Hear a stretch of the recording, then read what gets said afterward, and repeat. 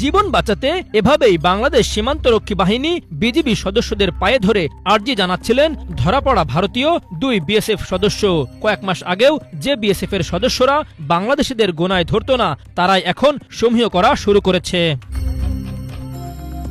সম্প্রতি ভারতের border security force BSF এর 2 সদস্য অস্ত্রসহ আন্তর্জাতিক সীমান্ত পেরিয়ে বাংলাদেশের অভ্যন্তরে প্রবেশ করে বাংলাদেশি কৃষকদের ধরে নিয়ে যাওয়ার চেষ্টা করে, কিন্তু স্থানীয়দের প্রচেষ্টায় উল্টো তারাই ধরা পড়েন এবং সেখানে চলে আসেন বিজিবির সদস্যরা।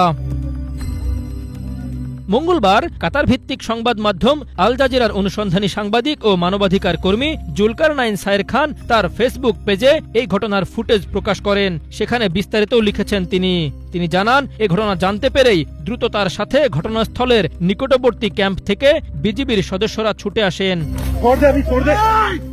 সায়ের জানান, সাধারণ জনতা ও বিজিবি সদস্যরা এভাবেই অস্ত্রসহ ধরে ফেলে 2 বিএসএফ জওয়ানকে। পরবর্তীতে ক্ষমা প্রার্থনা করায় যথাযথ প্রক্রিয়া অনুসরণ করে তাদের বিএসএফ কর্তৃপক্ষের কাছে হস্তান্তর করা হয়। এ ঘটনার একটি ভিডিও সামাজিক যোগাযোগ মাধ্যমে বেশ আলোচনা তৈরি করেছে। 5 আগস্ট ফ্যাসিস্ট শেখ হাসিনা পালানোর পর থেকে ভারতের চোখে চোখ রেখে কথা বলছে বাংলাদেশ সীমান্তরক্ষী বাহিনী। কোন সীমান্তে আন্তর্জাতিক আইন লঙ্ঘন করে বাঁধ ও কাঁটাতারের বেড়া নির্মাণ করতে চেয়েছিল বিএসএফ, কিন্তু বিজিবির বাধায় তা করতে পারেনি।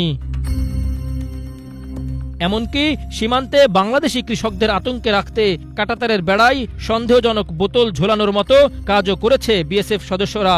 আর নিরীহ বাংলাদেশিদের উপর পশুর মতো গুলি করে হত্যা তো থামছেই না। অন্যদিকে পাকিস্তান ও চীন সীমান্তে চরম চাপের মুখে রয়েছে ভারতীয় বাহিনীর সদস্যরা।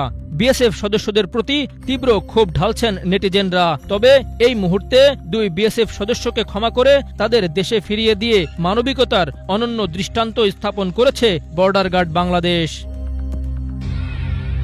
আখতারুজ্জামান, বাংলা ভিশন, ঢাকা।